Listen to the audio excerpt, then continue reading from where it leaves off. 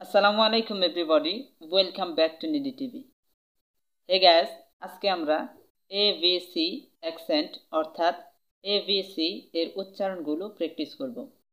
আজকের ভিডিওটি অনেকটা হেল্প করবে আপনার এভিসি অ্যাকসেন্টকে ইমপ্রুভ করার জন্য। তাই ভিডিওটি মনোযোগ সহকারে দেখবেন এবং বেশি বেশি প্র্যাকটিস করবেন। So let's get started. আপনাকে প্রথমেই টি সাউন্ডটাকে ঠিক করতে হবে। ইটস নট টি, ইটস টি।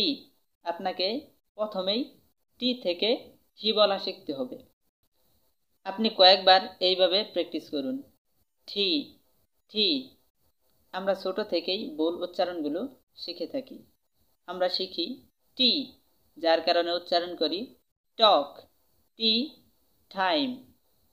আসলে এর সঠিক উচ্চারণ হবে টি টি talk, tea time, tea take, tea teacher, tea tea, tea table, tea tomorrow। এখন আপনি ঠিক এইভাবে কিছু সেন্টেন্স মেক করুন।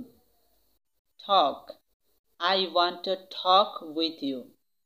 Time, I don't have time. Tomorrow, I will go to tomorrow. Next হলো পি। পি এর সঠিক উচ্চারণ হলো P. It's not P, it's P. P fan, P person, P people, P power, P problem. এখন আপনি এইভাবে কিছু সেন্টেন্স মেক করুন। Fan, I have a fan. Person, he is a good person. Power, he has no power. Next হলো F. F এর সঠিক উচ্চারণ হলো এফ।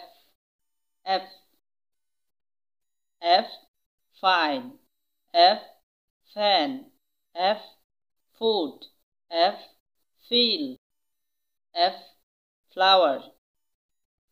এখন আপনি এইভাবে সেন্টেন্স মেক করুন। Fine, I am fine. Fan, I have a fan. Food, I eat food. এইভাবে আপনি চেঞ্জ করে করে ওয়ার্ড দিয়ে দিয়ে প্র্যাকটিস করুন। নেক্সট হলো বি। বি সাউন্ডটাকেও আমরা ভুল করে থাকি। এর সঠিক উচ্চারণ হলো ভি।